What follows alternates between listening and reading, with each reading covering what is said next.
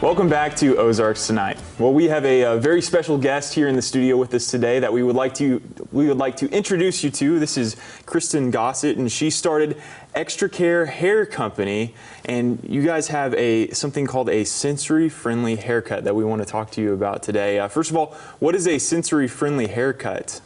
A sensory-friendly haircut is going to be unlike your typical salon experience.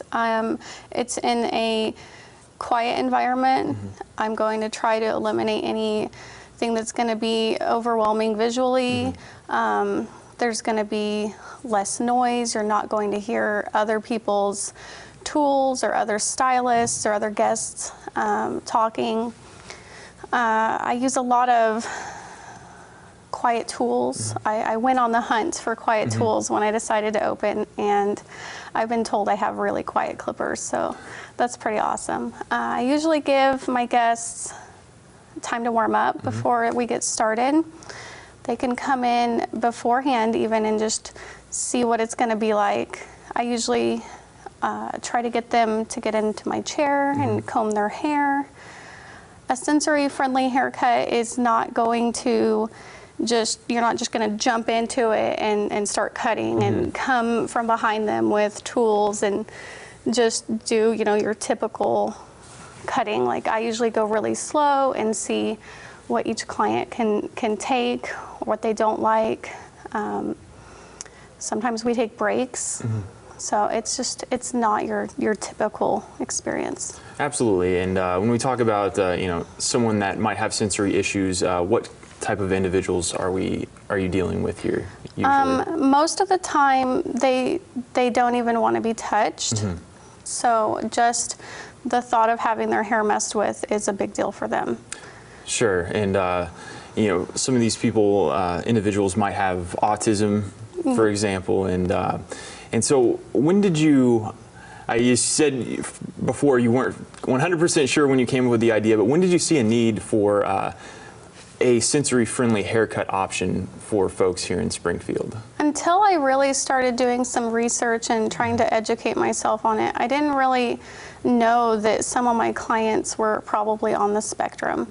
But the more I learned about it and the more I looked back, I could think, wow, I could have helped that that guest by doing this differently or this differently. And then I tried to think about, where do they go, especially the ones that do have a bad experience.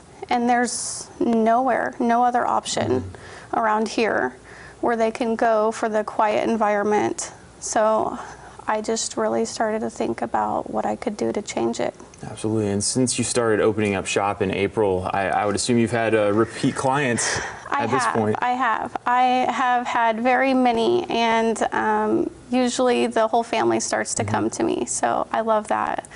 But I always look forward to seeing them. Typically, their first visit, a lot of times they are recovering. I hate to say recovering from their last haircut, but they are. And I've heard some really sad stories, but I've also had, one client come in and their mom said, "I'm so worried that he's going to be your worst client ever," and he was fine. So I don't know if it's me or the environment or just that I offer more of a process, than to just jumping right into the haircut, but it can definitely change. I had one client that said their son had never had a successful haircut. They had only cut their hair in the bathtub at home. After a while, they get too big to cut their hair in the bathtub. Like, you have to do something different, and it's almost a life skill that you have to have. I mean, you have to be able to go to the dentist. You have to be able to go to the doctor. I mean, you can't just not have your hair cut. So to see their progress is my favorite part of the job. Absolutely. Have you seen clients warm up to you to a degree when they come in after their first cut, when you've seen them again and again? Or is it still a slow? Yes. No, normally, and I am so happy to say this, normally if they come in the first time scared, I try to have like a no fear first visit. And if they can leave the first time feeling happy and feeling like, hey, you know, that wasn't so bad. I was okay. That second time, they almost always come right through the door and get in my chair, and they're ready to go.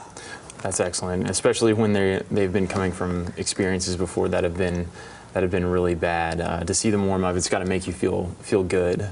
It's pretty awesome, and to see the parents too. Like, they don't have to dread, you know, this experience of their kid being, you know, put in a headlock while someone shaves their head, or they don't have to dread any of it. It's so much easier for them. What's the main thing that you have learned since you started in April? For you personally, what have you learned about yourself in all of this?